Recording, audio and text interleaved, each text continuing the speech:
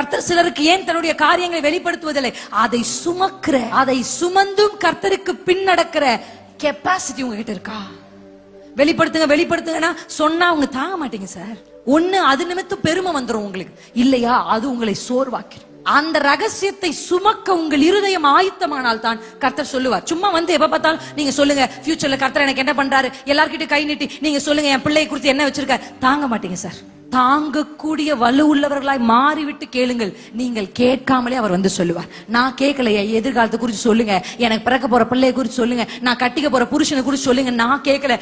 என்னை தேடி வந்து அவர் எனக்கு அதை சொன்னார். ஏன்னா அதை தாங்கக்கூடிய வலு உள்ள பாத்திரமாய் அவர் என்னை உருவாக்கி. அனுபவங்களை வைத்து இந்த உலகத்தில் எல்லாவற்றையும் சாதிக்க முடியாது. அல்லேலூயா. சில காரியங்களை தேவ பிரசன்னத்தில் வைத்து தான் சாதிக்க முடியும். கர்த்தர் எதை செய்ய வேண்டும் என்று விரும்புகிறார், யாருக்கு அதை வெளிப்படுத்துவார், எவன் அதை சுமக்க ஆயத்தமாயிருக்கிறான்.